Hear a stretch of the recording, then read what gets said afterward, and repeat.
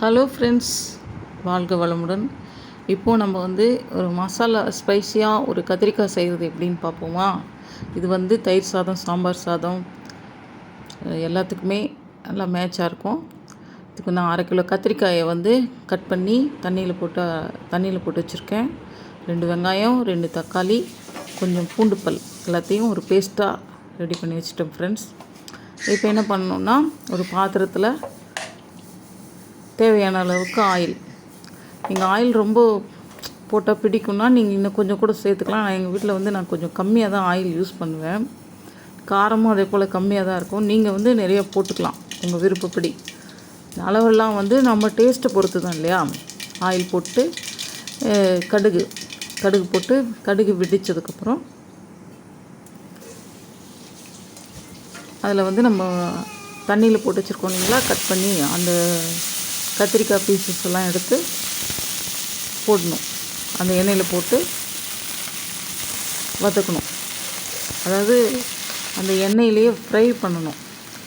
இந்த கத்திரிக்காய் வேறு எதுவுமே போடக்கூடாது, தண்ணியும் எதுவுமே ஊற்றக்கூடாது. உப்பு, மஞ்சத்தூள் மட்டும் போட்டு கொஞ்சம் நேரம் ஒரு 5 நிமிஷம் ஃப்ரை பண்ணணும் ஃப்ரெண்ட்ஸ். மஞ்சத்தூள் போட்டேன், உப்பு போட்டேன். உப்பு, மஞ்சத்தூள், ஆயில் இதிலேயே இது கொஞ்சம் ஆஃப் குக் ஆயிரும். இது வரைக்கும் நம்ம வதக்கணும். இப்போ ஹை ஃப்ளேமில் வச்சே நம்ம பண்ணலாம் ஸ்டார்டிங்கில். ஏன்னா எதுவும் நம்ம போடாதனால அடிப்பிடிக்காது. வெறும் உப்பு, மஞ்சத்தூள் மட்டும் போட்டிருக்கோமா, அதனால் நீங்கள் தைரியமாக ஹை ஃப்ளேம் வச்சு பண்ணலாம். அப்புறம் கிளறிக்கிட்டே இருக்கணும். அப்புறம் கருவேப்பிலையும் போட்டிருக்கேன் ஃப்ரெண்ட்ஸ். இப்போ நான் அந்த வெங்காயம், தக்காளி, பூண்டு அரைச்சி வச்சுருக்கோம் இல்லையா, அந்த பேஸ்ட்டை இது ஹாஃப் குக்கு ஆனதுக்கப்புறம், ஓரளவுக்கு வதங்கினதுக்கப்புறம் இதை கொட்டணும்.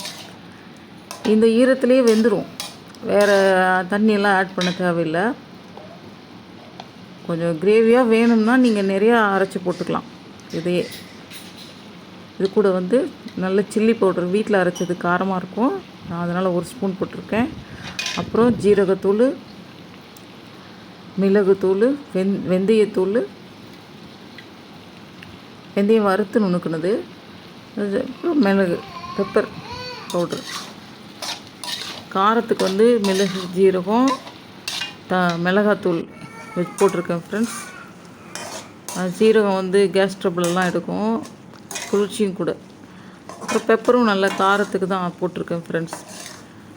ஏற்கனவே பூண்டு வேறு பச்சை அரைச்சி போட்டிருக்கோம் இல்லையா, இது அதெல்லாம் மசாலா கோட்டிங் ஆகி இந்த கத்திரிக்காயில் வேகணும். அந்த பச்சை வாசம் போக உங்களுக்கு இந்த நேரத்தில் இன்னும் கொஞ்சம் நீங்கள் ஆயில் 1 ஸ்பூன் விட்டுக்கிறதுனா கூட விட்டுக்கலாம்.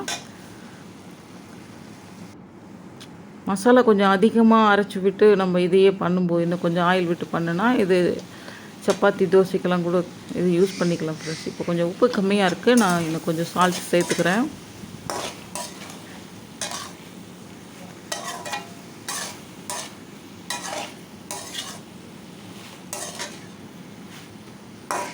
இப்போ கிளறி விட்டுட்டு மறுபடியும் என்ன பண்ணுறேன், கொஞ்சம் மூடி வச்சு ஒரு 2 நிமிஷம் வேக வைக்கலாம் ஃப்ரெண்ட்ஸ்.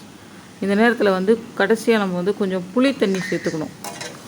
ஏன்னா எப்போவுமே கத்திரிக்காயில் ஒரு காரல் இருக்கும் லைட்டாக, அதுக்காக தான் நம்ம புளி தண்ணி சேர்த்துறது.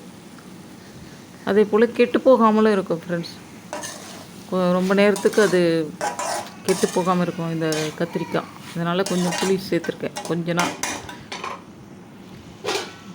இதுக்கப்புறம் கொஞ்சம் மூடி வச்சு ஒரு 2 நிமிஷம் வேக விட்டு எடுத்து கிளறி அப்பப்போ பார்த்து மறுபடியும் மூடி வைக்கணும். தண்ணி பத்தலைன்னா கொஞ்சம் தண்ணி தெளித்து நீங்கள் வேக விடலாம்.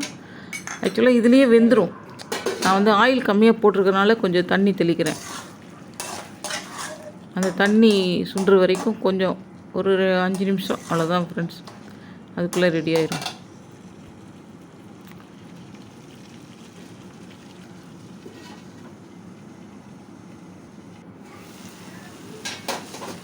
ஆவி பறக்க சுட சுட நல்ல ஸ்மெல். அந்த வெந்தயம், ஜீரகம் எல்லாம் வறுத்து போட்டிருக்கோம் இல்லையா, அந்த ஸ்மெல் இப்படி கம்மன்னு அடிக்கும். நம்ம ரெடி ஆகிடுச்சு ஃப்ரெண்ட்ஸ் நம்மளுடைய கத்திரிக்காய் masala. Have a nice day friends. தொடர்ந்து சப்போர்ட் பண்ணுங்கள். தேங்க்யூ.